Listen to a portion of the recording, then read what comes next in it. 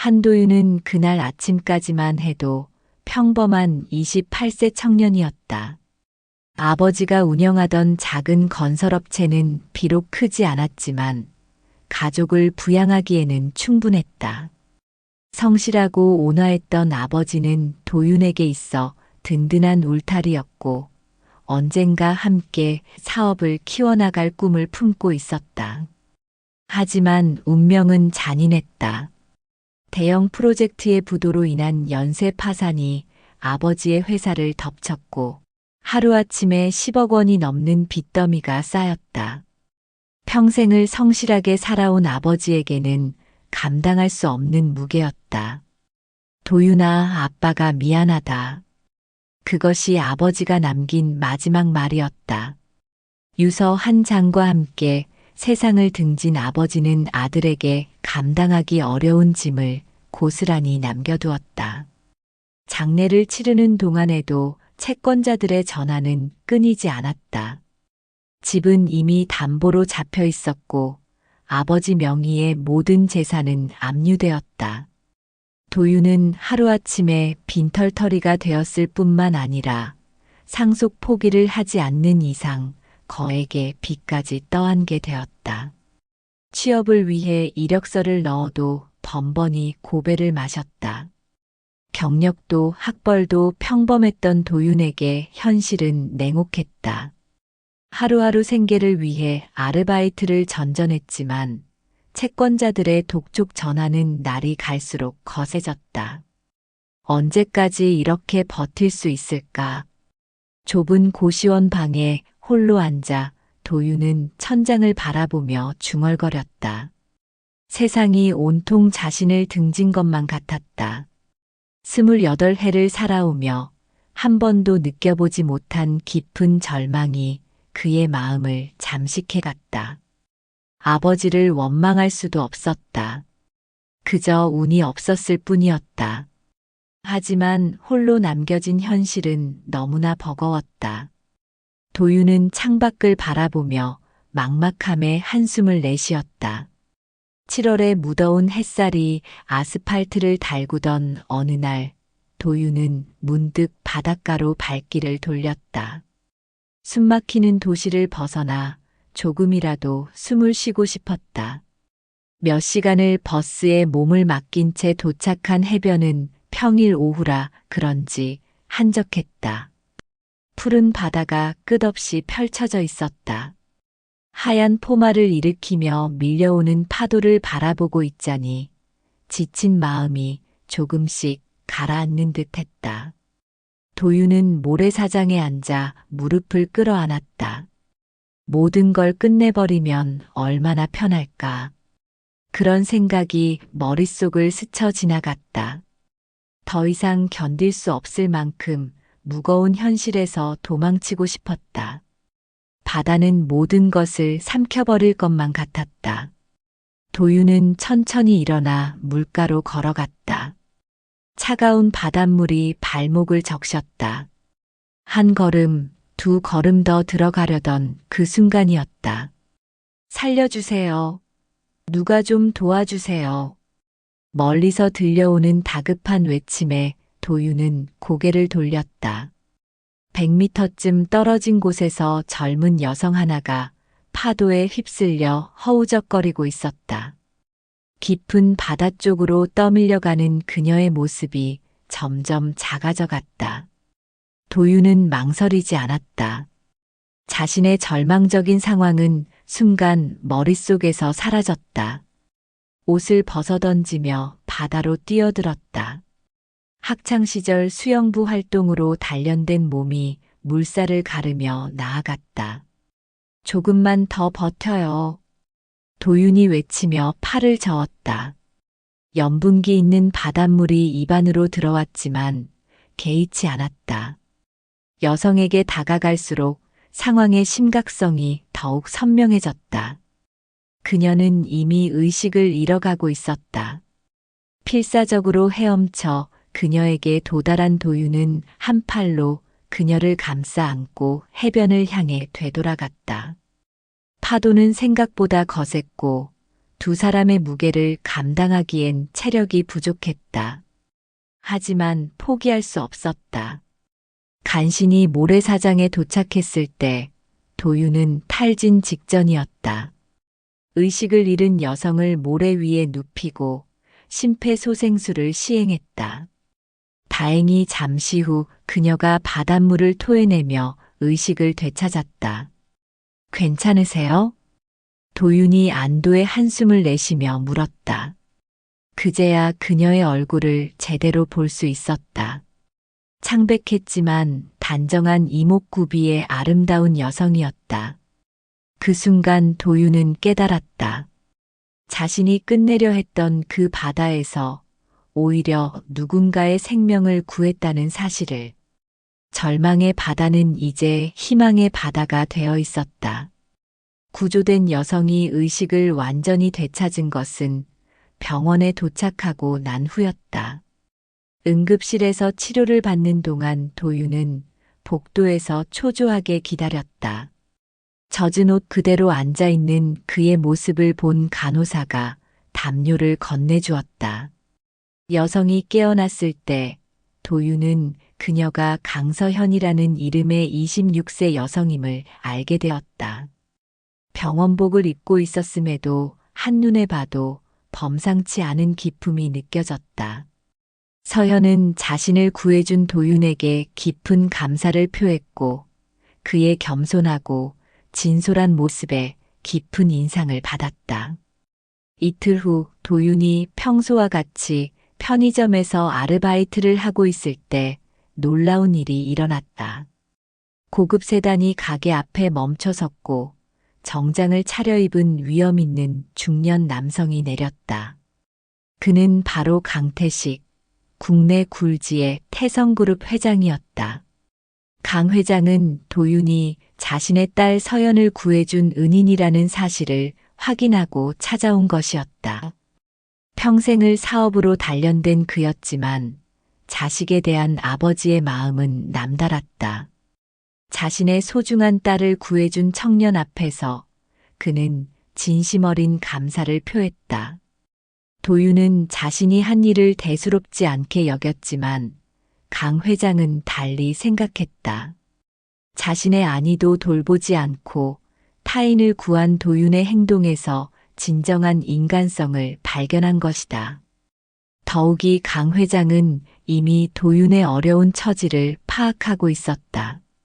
서연으로부터 들은 이야기와 함께 직접 조사한 결과 성실하게 살아온 가정이 하루아침에 무너진 사연과 홀로 모든 것을 감당하려는 청년의 의지에 깊은 감동을 받았다. 그래서 강 회장은 도윤에게 태성그룹에서 일할 기회를 제안했다. 갑작스러운 제안에 도윤은 당황했다. 자신 같은 평범한 배경의 사람이 대기업에서 일할 수 있다는 생각은 해본 적이 없었기 때문이다. 하지만 강 회장은 능력과 경력보다 사람의 됨됨이를 더 중요하게 여겼고 도윤에게서 그것을 발견했다고 말했다. 도윤은 주어진 기회에 최선을 다하겠다고 다짐했고 강 회장은 그를 기획팀에서 시작하도록 했다. 그날 밤 도윤은 오랜만에 편안한 잠을 잤다. 절망의 터널 끝에서 마침내 한 줄기 빛을 발견한 기분이었다. 바다에서의 그 한순간의 선택이 그의 인생을 완전히 바꿔놓았다. 태성그룹 기획팀에서의 새로운 시작은 도윤에게 꿈만 같았다.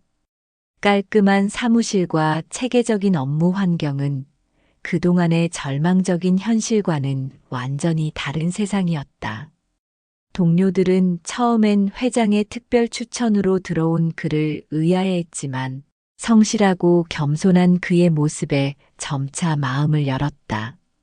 무엇보다 도윤을 놀라게 한 것은 서현과 자주 마주치게 된다는 사실이었다. 그녀는 태성그룹 부회장실에서 경영 수업을 받으며 회사 업무를 배우고 있었다.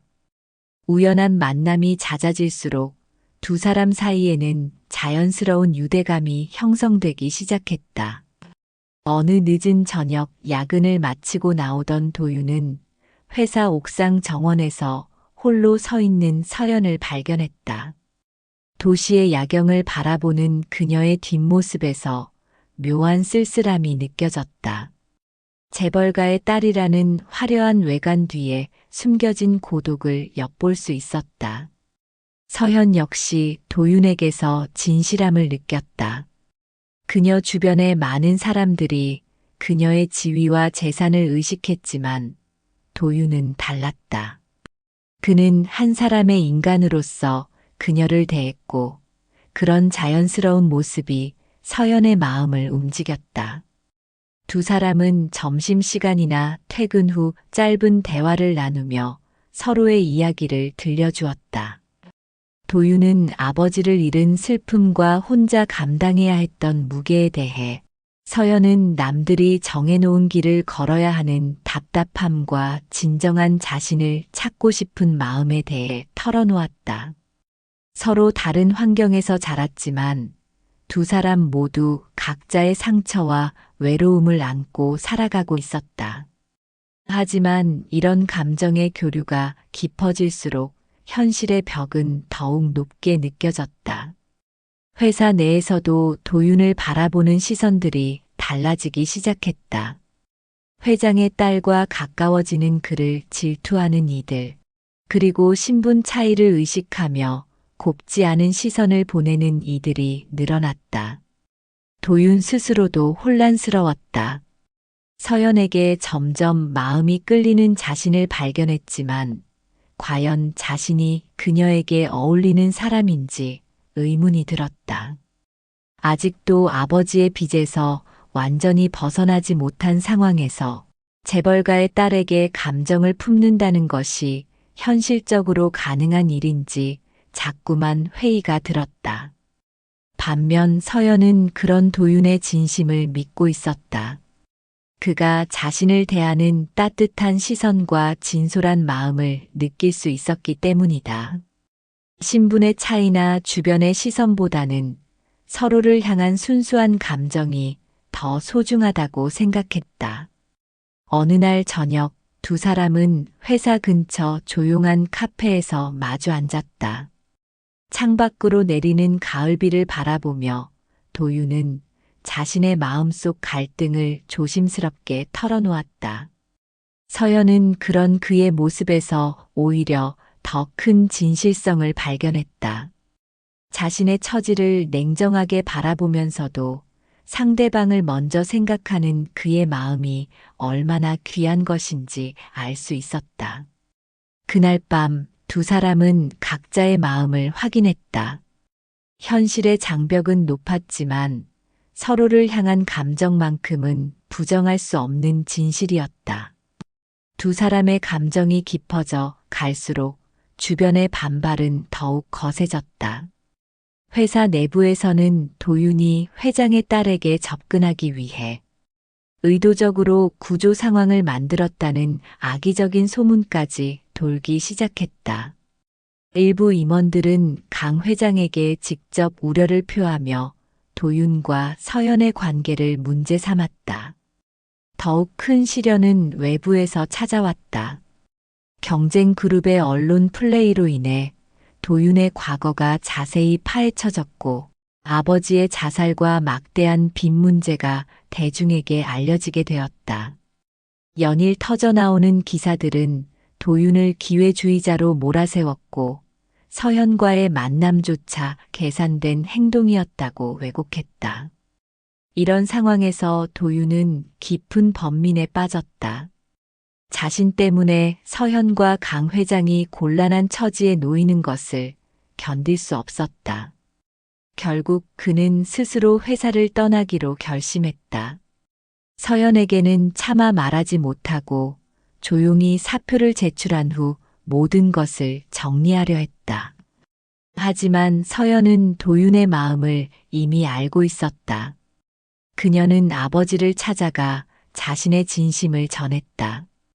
도윤이 어떤 사람인지, 그가 얼마나 진실한 마음으로 자신을 대했는지를 강 회장에게 간절히 호소했다. 무엇보다 자신의 행복이 도윤과 함께 있을 때 가능하다는 사실을 분명히 밝혔다. 강태식 회장은 오랫동안 고민했다.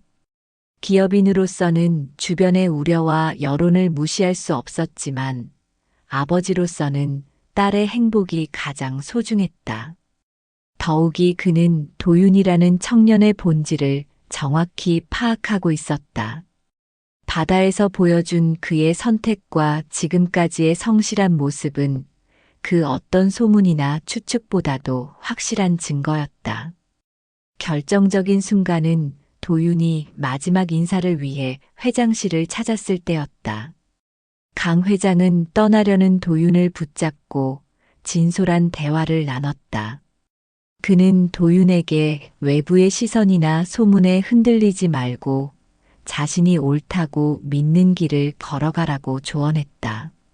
무엇보다 서연의 마음을 소중히 여기고 그녀와 함께 어려움을 극복해 나가기를 당부했다.